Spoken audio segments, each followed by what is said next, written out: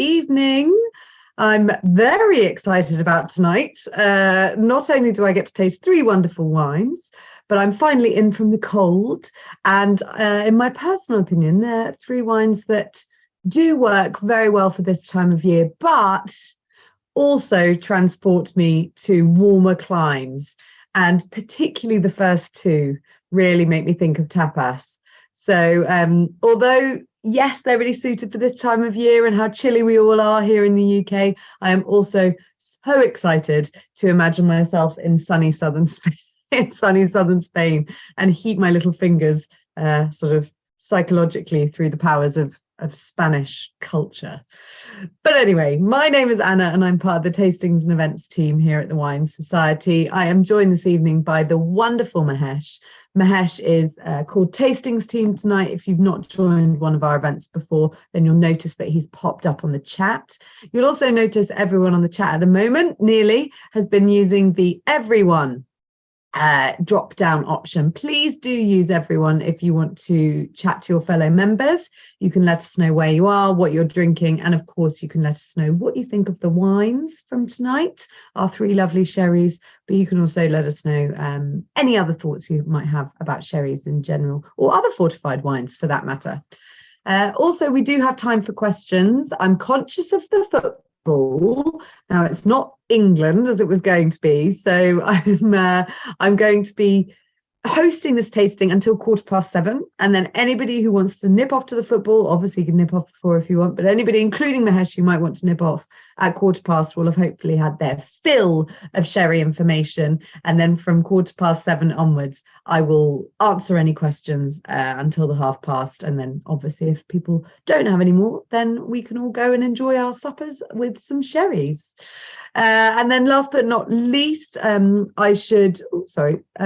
a wonky camera. And then last but not least, I should also mention I do have loads of slides today and they are available afterwards. I know lots of you will be watching on YouTube, so please do let us know if you want those slides. Email the tastings team and I can gladly share them.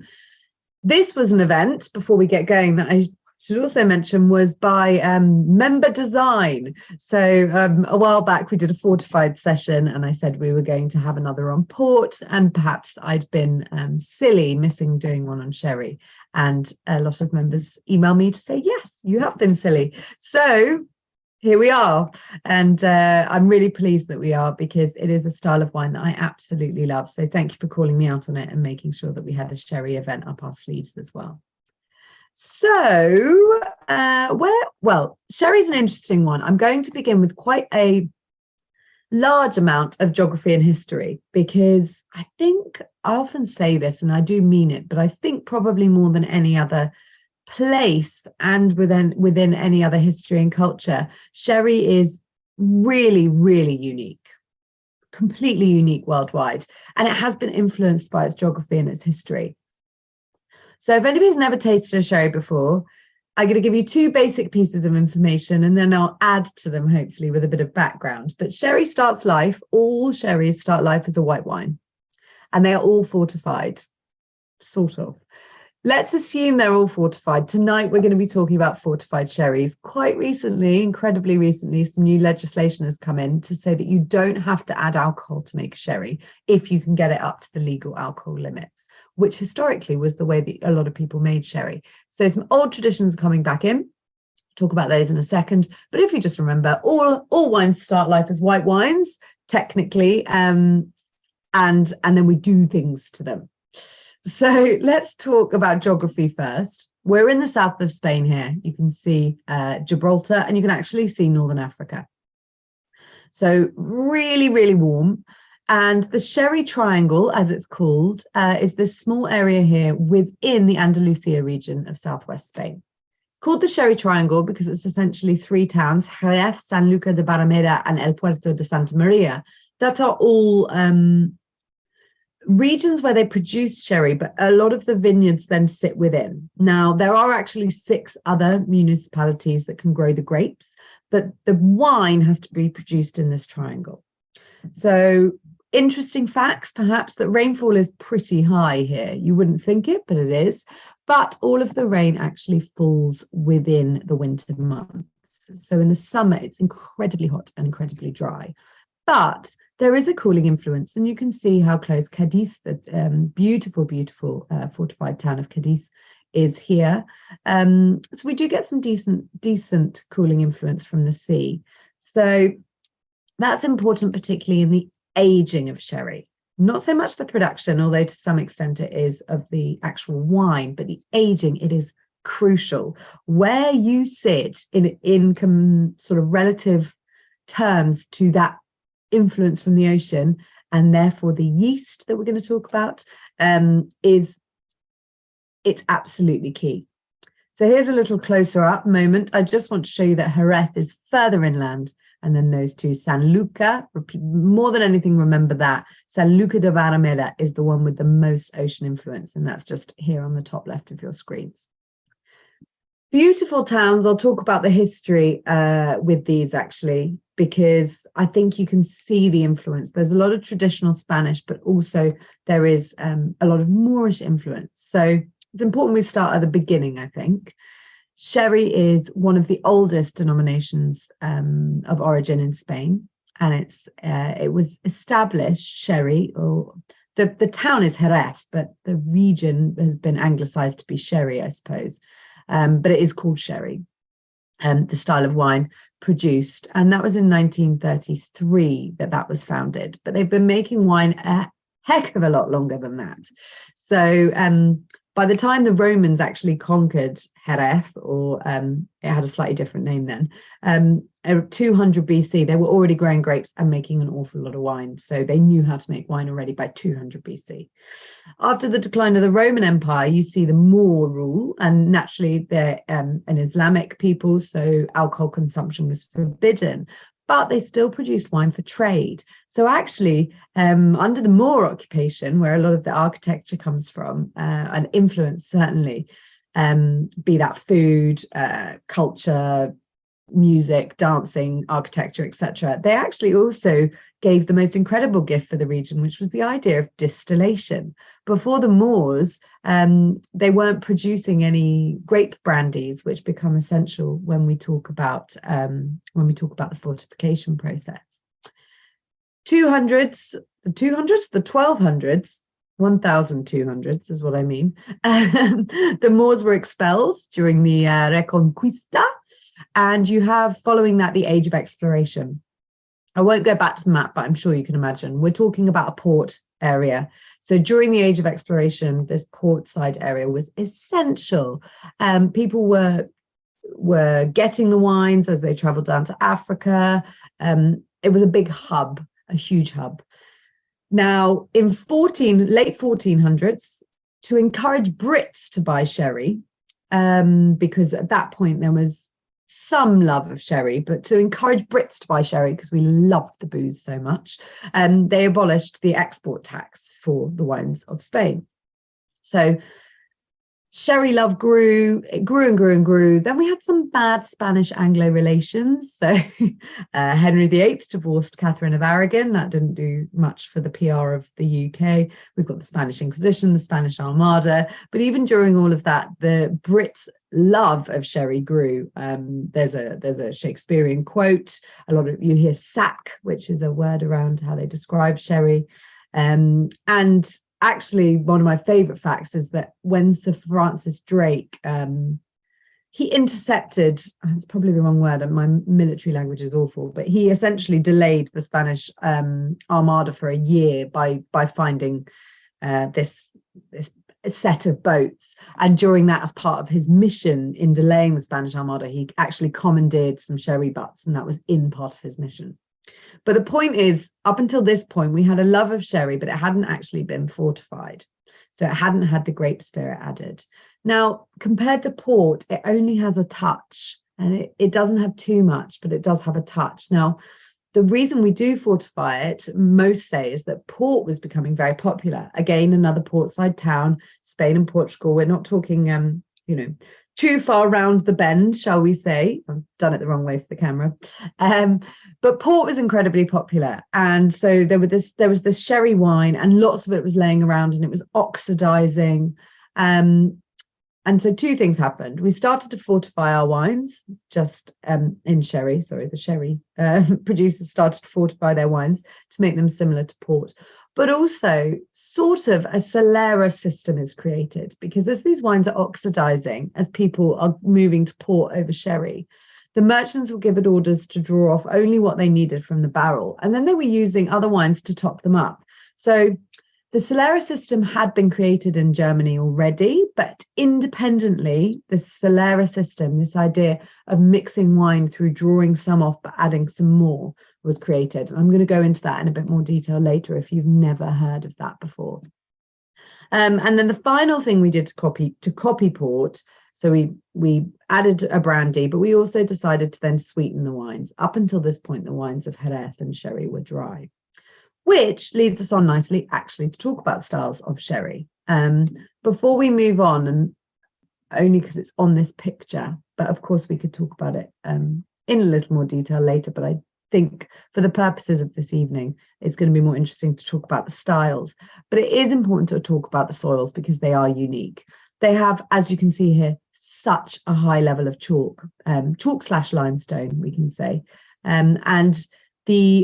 There are different types of soils, but perhaps the most famous is this albariza soil. Alba, white, for any Latin, Latin heads amongst you. My father, being one of them, would say that would be one of the first things he spotted. But you can really see it's an absolutely unique area, and these soils, even visually, make it unique. But to the wines, also make it unique. They make a lot of people say that the mineral texture, feeling, flavor, whatever it is that gives you that thing of wet stones, that minerality, that freshness, the minerality that's almost like acidity without actually being mouth-watering. A lot of people say that's limestone is the friend of that. We're packed with limestone here, we really are. The only bad thing is it does give you some chlorosis in your vines, but they just have to be make sure they use the right rootstocks. So we are going to talk about the flor in a moment when we talk about the different styles of sherry. So I want to just show you what it looks like. Some of you will have seen this before. Some of you may have seen this in the flesh. Some of you may have no idea what this horrible, ugly picture is that I'm showing you. But before we go on to the crazy page I've made to show you different styles of sherry, and before we taste our first sherry, I just want to show you this. This is a butt of wine, and inside here you have a layer of yeast. In the actual wine itself, you had yeast in order to create alcohol. However, this is slightly different. You do not get this everywhere in the world. There are a couple of hot spots, but certainly in Jerez and in the Sherry Triangle, you get the best type of flor in the world. It's a special bacteria in with the yeast, and it essentially protects the wine from oxidation. So we spoke earlier about all of these barrels going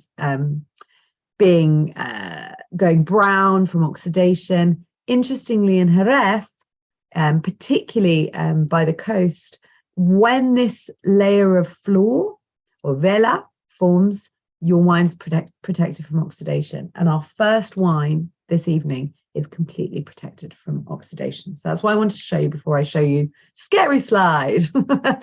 Please don't worry. I'm going to do a quick overview, and then we are going to break it down because I can talk hopefully quite easily about four important sections of production of sherry. But in the interest of time, I'm going to quickly show I'm going to call them, let's call them four different styles, and then we're going to go on to tasting our first wine.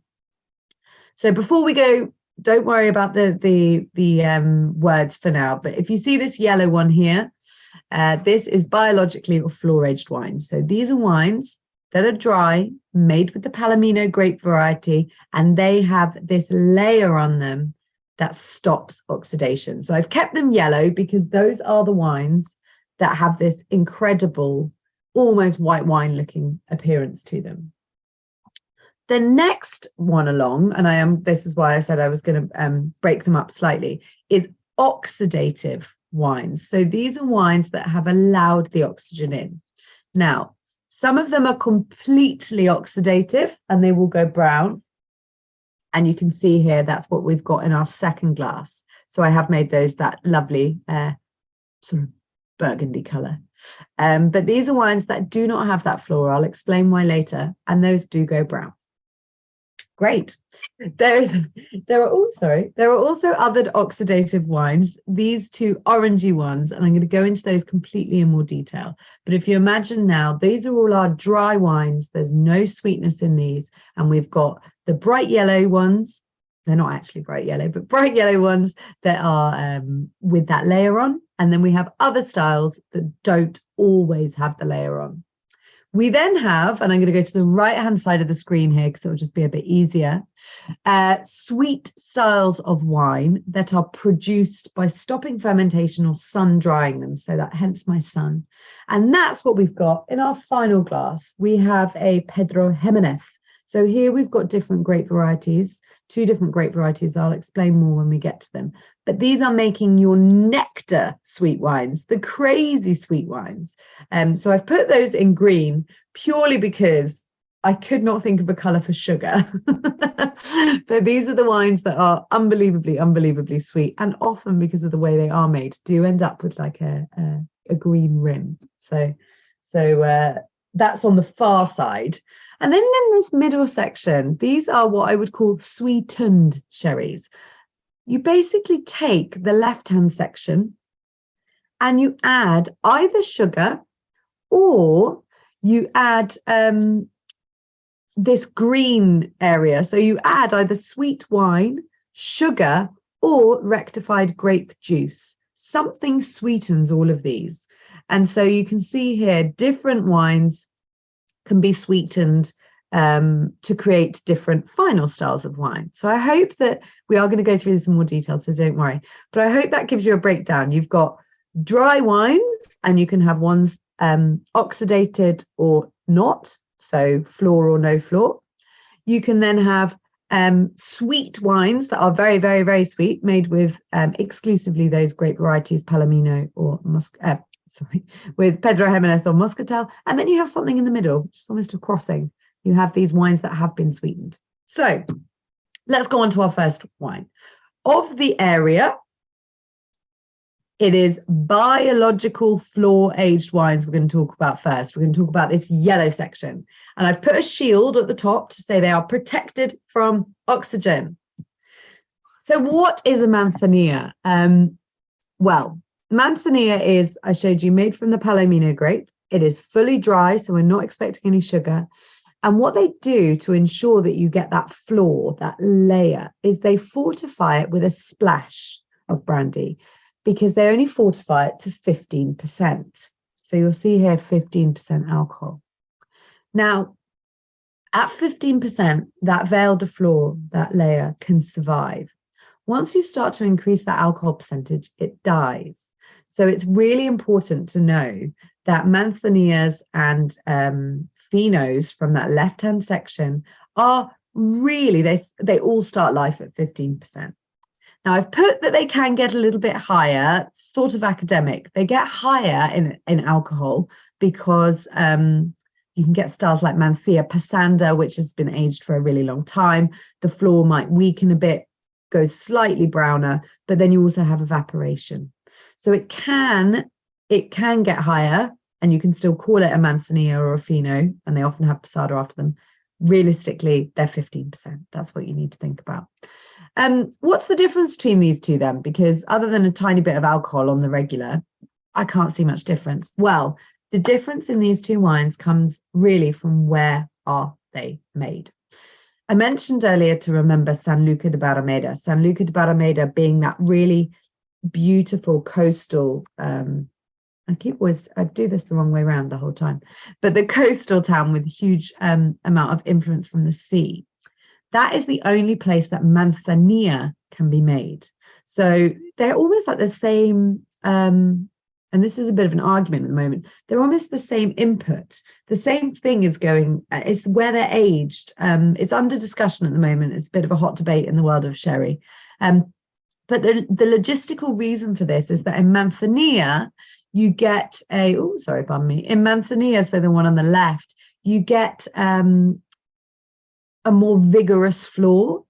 And whilst that sounds like it should be stronger, it actually means it's really more protected, because that flor, that protection shield, is actually thicker, and certainly more intense. So same production method, just geography of where it's aged. So Manzanilla tends to be your more delicate style.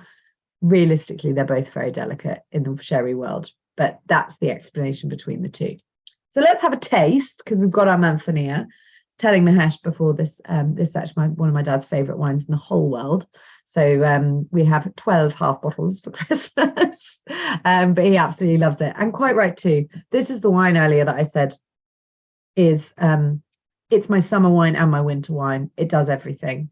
If you are tasting along with me, hopefully you get these incredible notes of salt water, olive water, brine. I often think a really good Manzanilla tastes a little bit like a dirty martini. Quite nutty, so, but not what would I use to describe it? Like more almondy, not hazelnuts that we're about to go on to. A really light nut, getting lemon peel, lemon pith, salt water and lemon again. So I've gone from a martini to a tequila shot very quickly.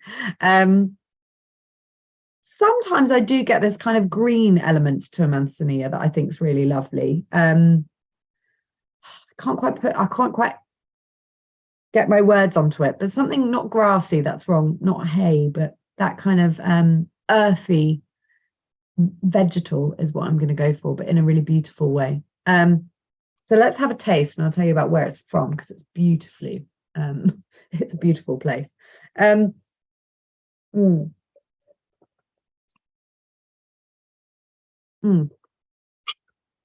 So really amazing. What's funny about Fino and Manzanilla is Palomino has such low natural acidity, but that salinity and that minerality, I was scared to use the word, but I've gone twice now, really comes through. It's crisp, it's fresh, it's salty, it's bracing's the wrong word. It's more zippy and vibrant. It's not like a Riesling where you kind of feel it in your teeth and you go, oh my goodness, the acidity. It's not that sort of feeling. It's much more, I just want to have a plate of olives and a Serrano ham immediately. It's very, very food friendly wine. And produced for us here by Barbadillo. Apologies, I've just seen there's a couple of questions come through. I will cover those. Don't worry. Mahesh has kindly compiled them for me whilst I'm on a rant about how much I love sherry. But this is Barbadillo. It was founded by Don Manuel Barbadillo and Don Benigno. And it was founded in the 1820s by, I think it was Benigno had made his fortune in Mexico, or it could be the other way around, I apologize. But they bought Bodega del Toro, which was in the heartland of the San Luca town. And what they actually did, and this is why they make some of the best Manzanillas in the world, and one of their main focuses is Manzanilla. They bought lots of properties that basically faced the ocean, and they were on, I can't remember what they call it, the first rung or the first almost flight of properties. And so they get the best influence. And so you can see here, lots of area, lots of channels for air to move through. It's very, very important in the bodegas, and particularly here where, real estate is key. And it's now the seventh generation, that are in charge here. And they have 12 bodegas they now own with 30,000. Yes, 30,000 butts. I was trying to do the mental maths on how much wine that is. It's a lot of wine. And as I mentioned, Manzanilla is their style. They've got the best plots or best spots for aging to get the best flor in the region. And therefore, they really do hero the Manzanilla. But they do have some amazing old and rare sherries as well. So I'm going to quickly talk to you about the solera system with this picture, because it's not the best example in the world. It does the job. So I'll talk to you about the solera system, and then we'll go on to the next wine, and I promise I'll get to questions. But solera is I just sort of imagine it in my head as the Ponzi scheme of the wine world, but in the best way. It's like one of those round robin emails you used to get where it would say, you must pass on this gift to 5 people, then they will do 5 people, and then they will do 5 people. And suddenly over 1 million people will have seen this message. Imagine that in barrel form. But if I want to show you with my cursor first, and then it's not actually what's happening. But if you imagine you top up wine in the top criadera, and after that, you say, right, okay, well, this year we're going to move up to 1/3 of that top criadera. And so let's take 1/3 for argument's sake and move it into the next one. So you can see the next one's already going to start to be a blend of a few different years. Then you move it into the next one, and it's called fractional blending. But what you're effectively doing is every year you're making the barrels more dilute of what you've added the previous year. And at the bottom, you always take out 1/3. So in doing so, you're effectively sort of mixing each barrel up, and you could have over 100 years of vintages in there. You just don't know. So sherry has to be aged on an average, unless there are vintage sherries that are aged completely separately in their own barrels. But actually, that's not really the point of sherry. Sherry has this consistency. So if I buy my solera, I want it to taste the same every year. And they do that through this method. Now, it's actually becoming popular in Champagne. And we had Louis Roederer on last week, who has just, in 2012, so for 10 years, has been doing this process and starting their own. Not in barrel, they're doing it in stainless steel. But here they have the advantage of, if they're doing it in barrel, they can do it with flor, so it's protected, or they can do it with the more oxidative wines without the flor that we're about to go on to. But essentially, as you pass down each criadera, you're getting more and more blending. Now, if you have 5 stages of a criadera, then technically you're going to be more blended. But it doesn't, what I want to stress is everybody would look at this and go, oh, it's only 3 stages. It's only 3 stages. Very rarely, if ever, do they actually stack them one on top of the other. You do talk about the solera of, but what you can see here, I hope, these are dry whites on the top, and then they're going to secco dry whites, but they're not necessarily, there's nothing to signify at this very moment they're going into the same wine. Winemakers will have lots of writing on the end of barrels to say which solera it is, and potentially, for the wine that we're about to talk about, whether they're going to change the style.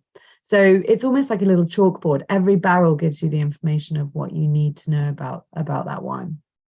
Now, I've mentioned the aging process.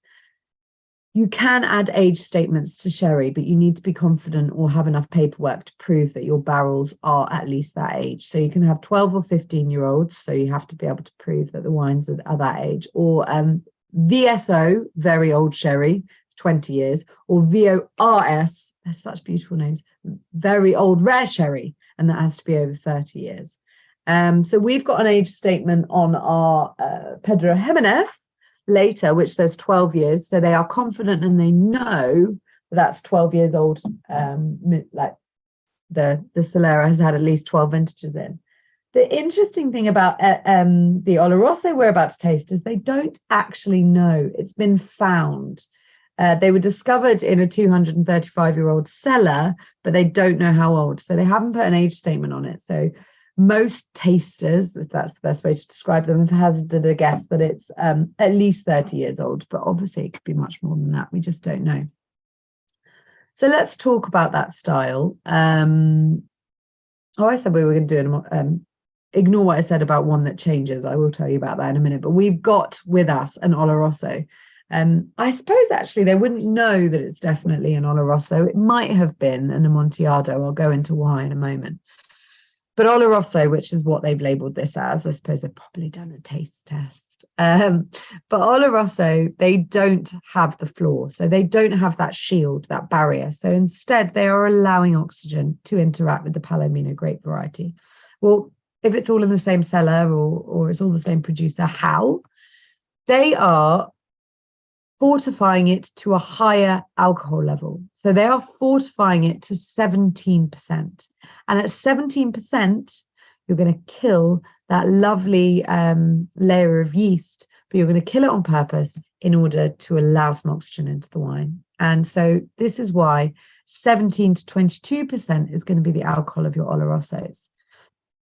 The sugar is still low, 5 grams a litre, but whereas sometimes it can be almost negligible in a Fino or a Manzanilla, it's almost always under 1 gram per litre sugar, which is crazy. Sometimes with an Oloroso, you can have a tiny bit more, but we're talking 5 grams a litre. Please bear in mind that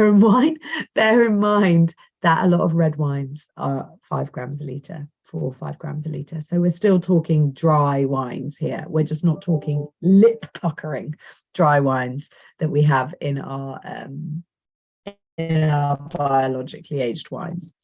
So with that in mind, I'll tell you a little bit more about Oloroso, and then we'll talk about the middle one. But we're going to taste the Oloroso before we move on so that we don't have confusion. And I'm conscious of time. So with our Oloroso, we've got dry, we've got 17 to 22%. That oxygen, though, what has it done? Well, first of all, often Olorosos have this amazing glycerol, so about 8 to 10 grams, of glycerol, which makes them feel really quite unctuous in the mouth. But if you're tasting along, hopefully what you can smell is that this is actually very nutty. And it's got this almost, not burnt sugar because it doesn't smell sweet, but almost caramelly without being caramelly. Hazelnuts, dried fruits. I get loads of dried fruits, figs. Let me know if you're tasting along. Please tell me what you're also getting. There's something slightly green in this, and that comes, I think, from that really long aging. If we are talking about potentially 40-year-old wine, but at least 30 plus, as most people think, then can we also appreciate the price for a 30-plus-year-old wine? 17 for a half bottle. Now, it's a strong wine. You don't really need more than a half bottle. And it's going to go beautifully with food. So you're going to, somebody has written salted caramel. I don't feel so stupid now. If Tim Sykes said it's salted caramel, then I don't feel so stupid. It does have that amazing salinity as well. Saltwater taffy, which I've tried only once in my life. It doesn't really smell like that. But I love the antique furniture note as well. It does smell kind of rich and woody and polished. But it does amazingly go with things like rich stews. And it also, for me, is probably the better wine with things like your Parma ham, which it has enough viscosity to go with how creamy is the wrong word, but rich the Parma ham can be. But equally at the same time, it's not. Again, it's made from Palomino. It's not naturally high in acidity, but because of the way that they are produced and where they're grown, it's got that freshness and zippiness to it. I've just been told to be confident in my tasting comments. I will. Thank you, member. I've just had a private message. So let's have a taste.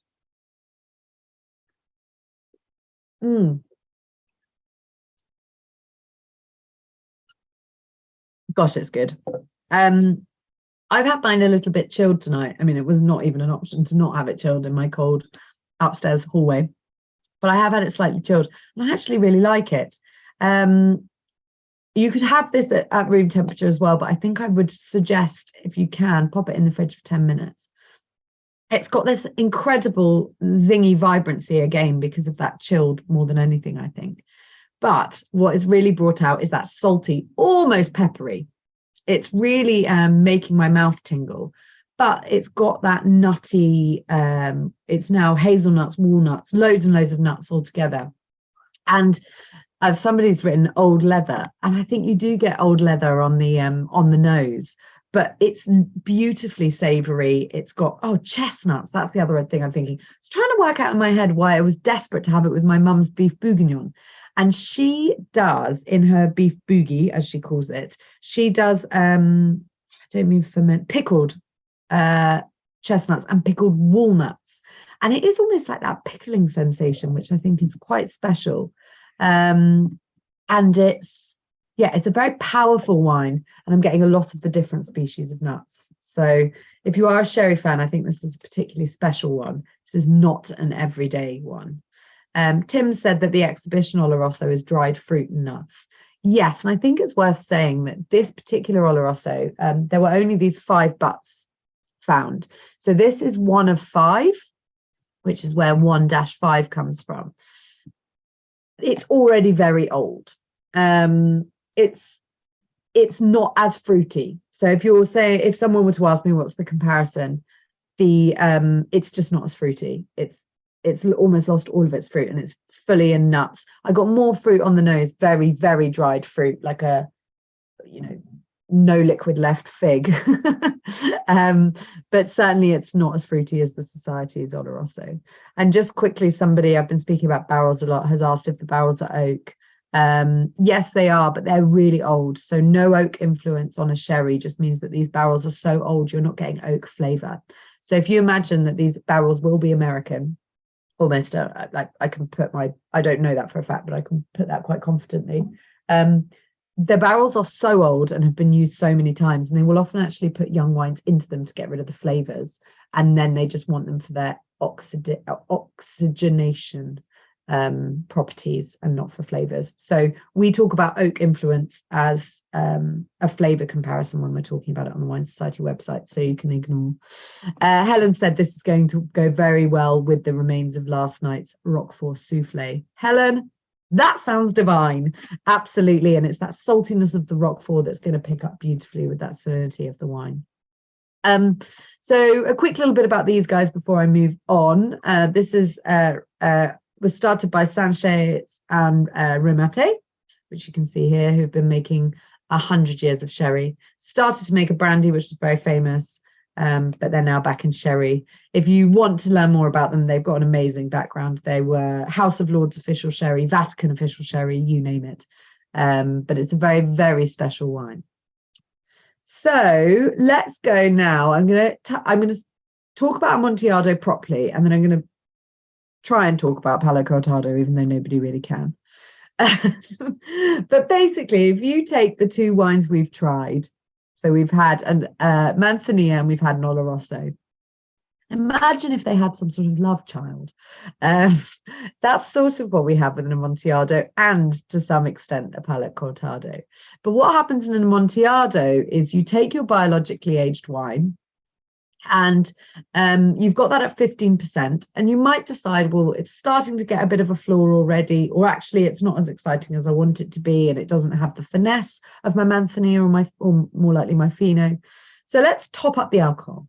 Let's kill off that yeast. Now, sometimes it can be as low as 16. If the flor is already dying, they might let it happen naturally, or they might go, here's a big glug of booze and die yeast, and we're going to take what was a protected biologically aged wine, and then we're going to introduce oxygen to it.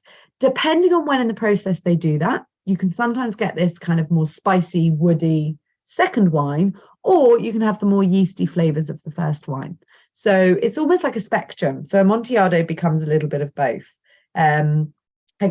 Everything is kind of in the middle, and it makes an incredibly complex wine.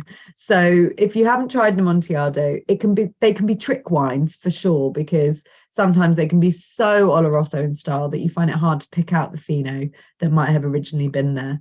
But 9 times out of 10, they're just sort of a beautiful marriage of both of them. Palo Cortado, on the other hand, is the hardest wine to explain. And I've put a question mark, because actually there isn't really a recipe for Palo Cortado. You end up with something not a million miles off an Amontillado. Supposedly, it has to, the taste test is, it has to have the complexity through the delicate bouquet of the Amontillado, but the body and palate of an Oloroso. And that's kind of what it's supposed to be like.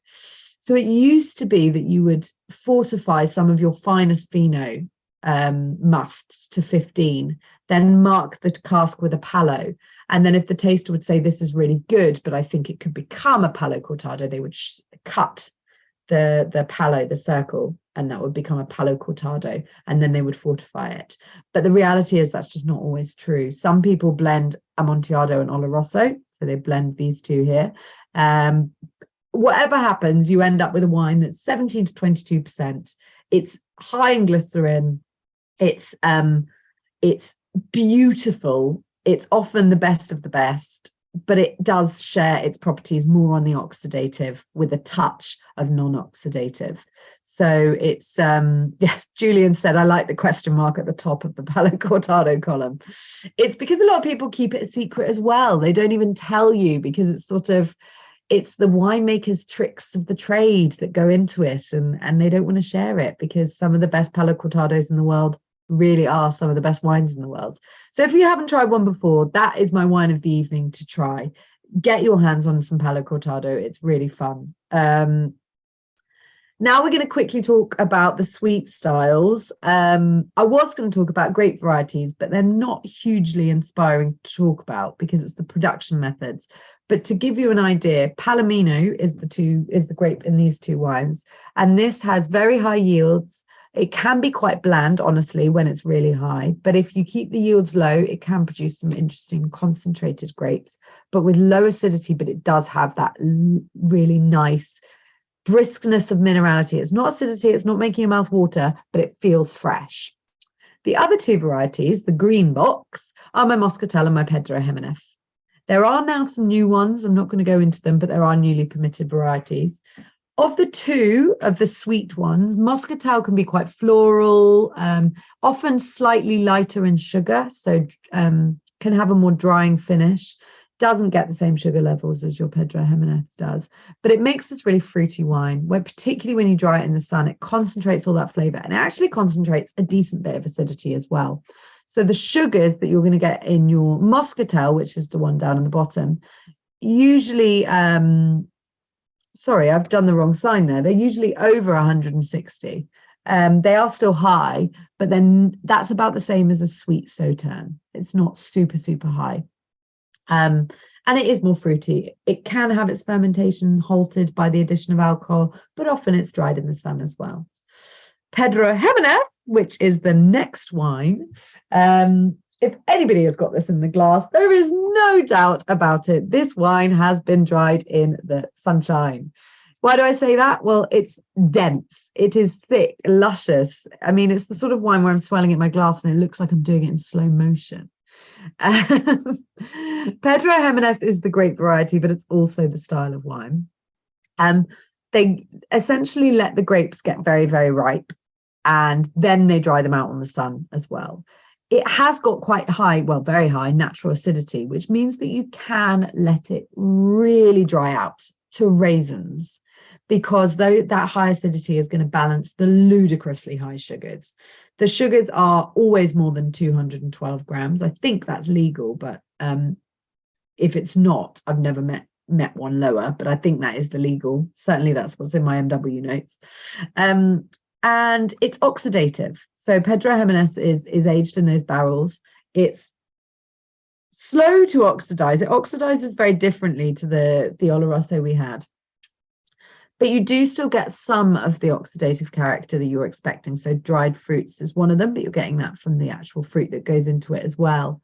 But you're also getting that nutty character, all of those things. Now, if you're not a sweet wine person, but you're tasting along, oh, sorry, I didn't show you the grapes being dried. This is what it looks like. They dried them out on the floor of the vineyards. They haven't got a risk of rain. What a lovely thing to be able to do. I'm sure they have some animal protection though. So the tasting note that we've got on the website here is for figs, and I think that certainly rings true. Figs for me, but actually also genuinely raisins. I'm also the oxidative thing is bringing me chocolate, and it's bringing me more like a figgy pudding or toffee, sticky toffee pudding, those sorts of flavors. Now, because of that, if you're not a huge fan of a wine in this style, it is delicious over ice cream. And it can act as a kind of sauce almost. It is thick, luscious, dense. This one's 18%, which is about the middle for a Pedro Ximénez. It's a 15-year-old, so it's pretty decent age on it as well. I'm actually getting some curious, like black peppery thing on this that I really enjoy. Have a taste, and then I'll tell you about Williams and Humbert as well. There's not much to say about this wine other than if you were to imagine everything that was sort of in your naughty My grandmother used to make an amazing fruit cake, but she was a really good baker. But she made a lot of the more hearty baked goods. And that's what we've got here. It's hearty baked goods. None of the whiff waff. No Victoria sponges allowed. It's stuff that's going to keep in the cupboard. It's your Christmas cakes. It's your fruit cakes, fruit breads, sticky toffee pudding. Yeah, the works. So I'm going to have a taste.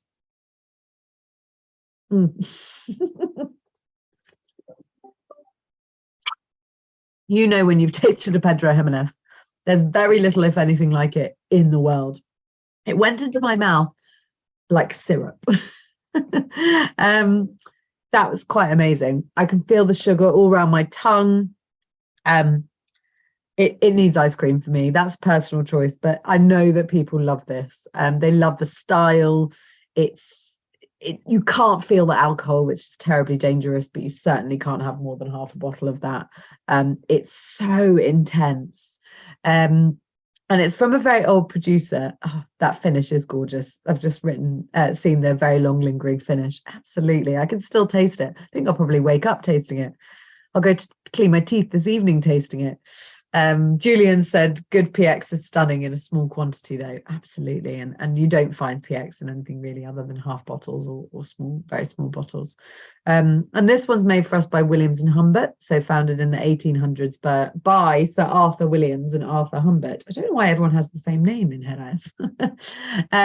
Now, since 1994, they've actually built a huge bodega, which is outside the town, and to my understanding is the biggest wine cellar in Europe.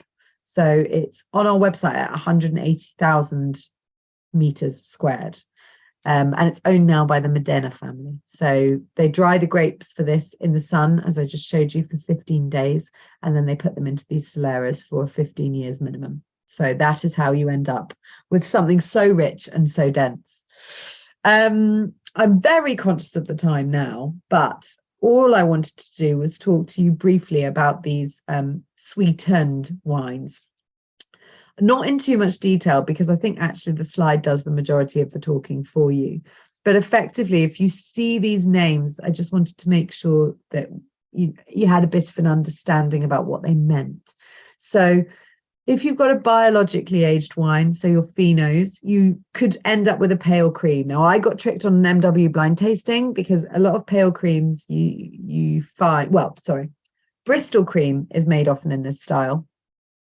But there is a resurgence in very, very fine pale cream. And they blend in, it often involves blending in some Oloroso, which is known as Cabacao. Sorry, that's up here. But what am I talking about? Pale cream, pardon me. It can smell simple. And it was very confusing. And we basically, my entire study group of 8 or 9 people got this wine completely wrong. So somebody put Harvey's Bristol cream, it was an absolute mess, which, is a wine that suits purpose. But some of these pale cream wines sell for a lot of money. They're quite rare, but very interesting. They have quite a broad range of sugars, 45 to 115 grams per litre, but they are certainly sweet. And some are by sugar, some are by juice, some are by sweet wine. So it's quite a broad category. You then have wines that are basically either partly oxidative, so your Amontillados or your Olorosos, but you need a little bit of oxidation in them. And those are your medium wines, but there's 2 mediums. There's medium dry, which is very confusing because it is not dry. So it's under 45 grams a litre, which in the medium category is the drier one.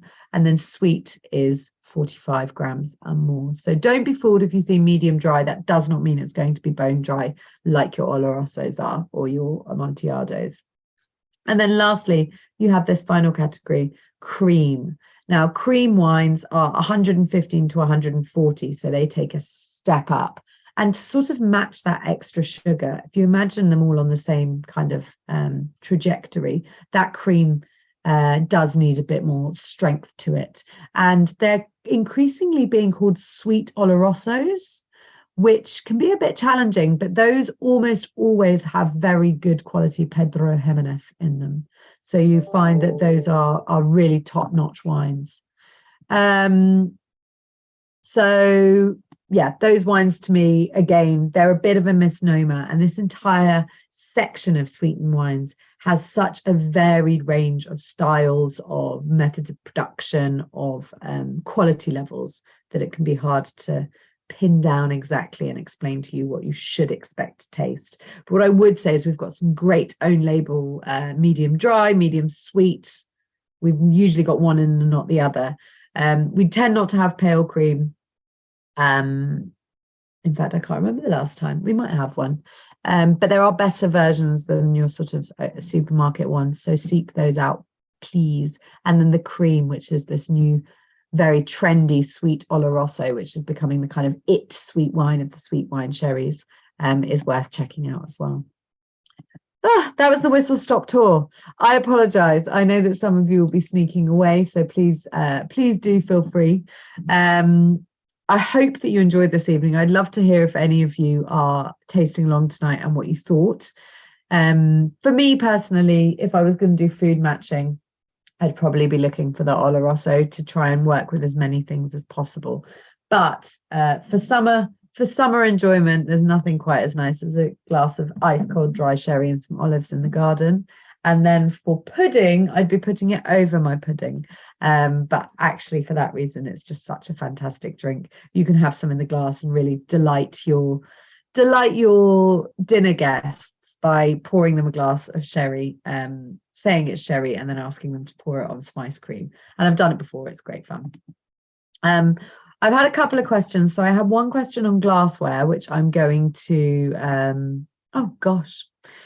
Somebody said, loved it. We tasted two, but couldn't find the PX you have, as everywhere in Valencia had sold out. I saw that earlier. Lisa was dialing in from Valencia. So, that's lovely to hear that you're in Spain and not quite as far south, but I hope that you've had a lovely evening, Lisa, enjoying it in Spain.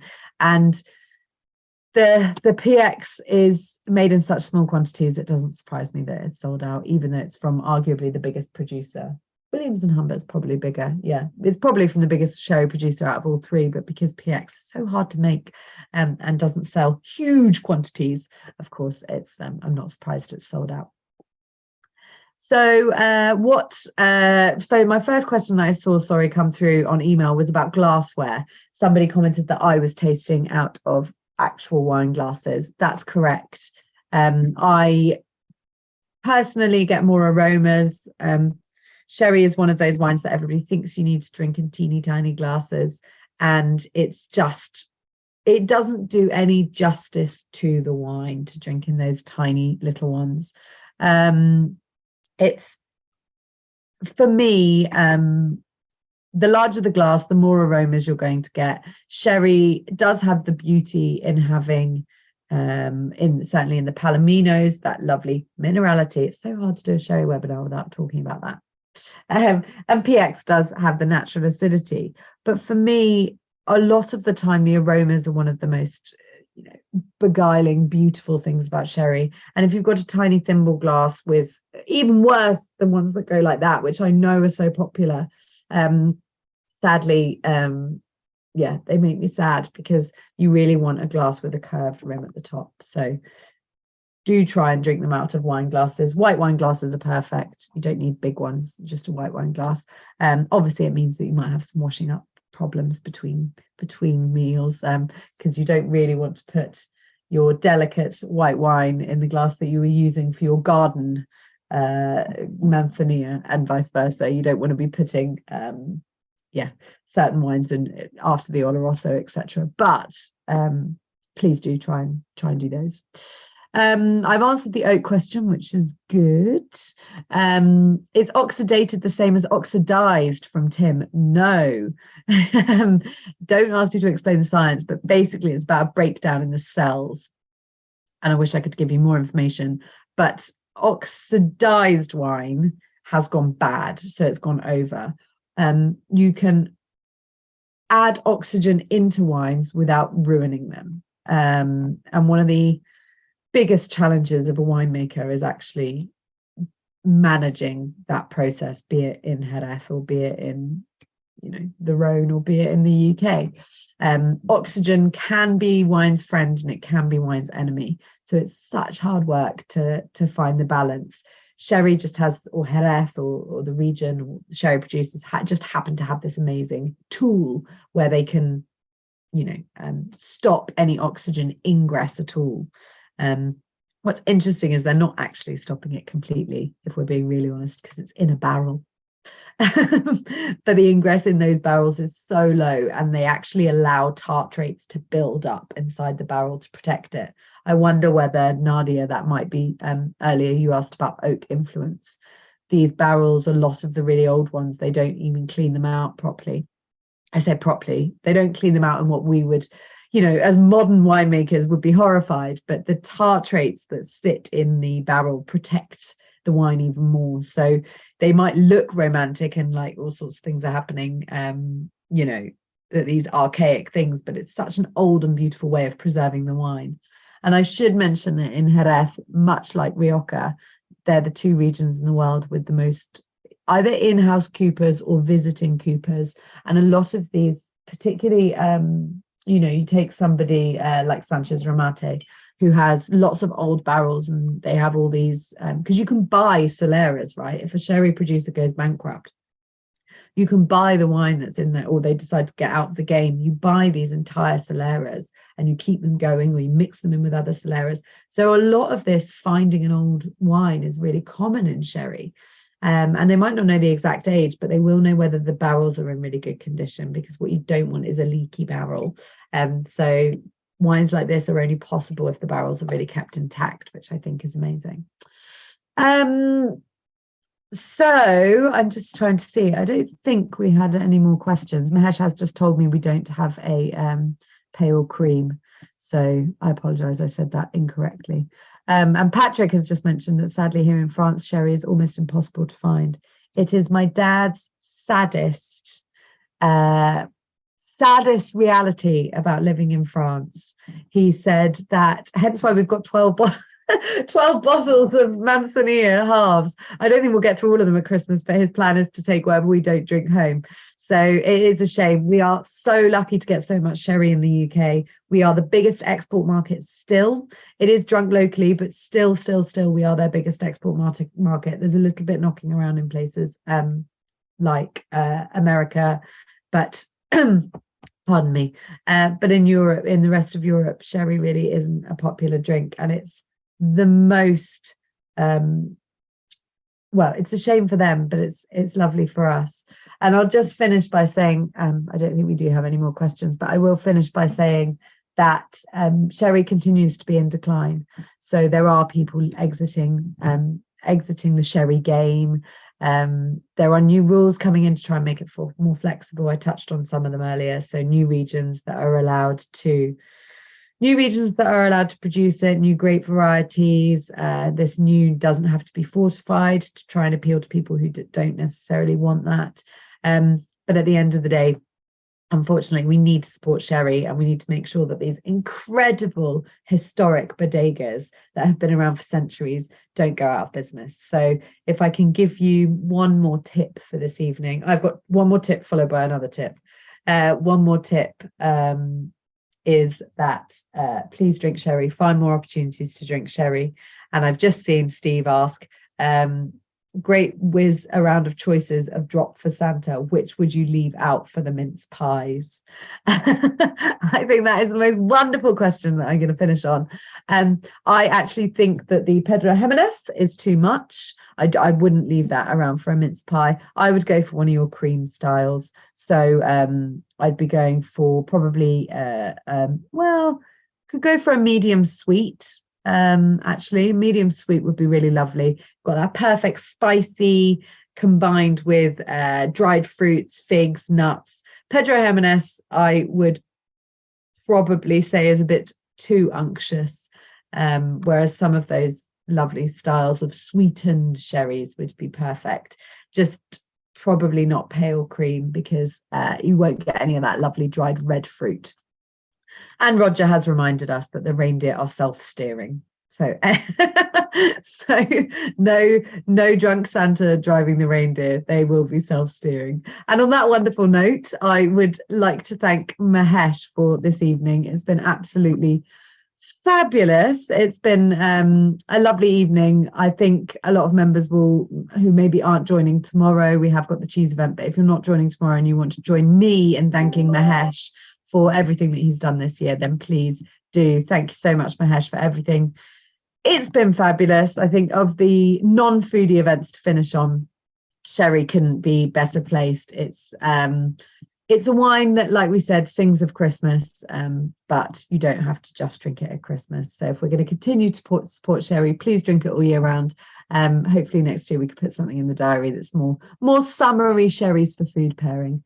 But on that note, I'll see Mahesh tomorrow. I might see some of you tomorrow. But if I don't, please have a wonderful Christmas and a happy new year. And I hope that you do get to raise a glass of sherry or anything and celebrate 2023 coming in. Cheers and thank you so much all.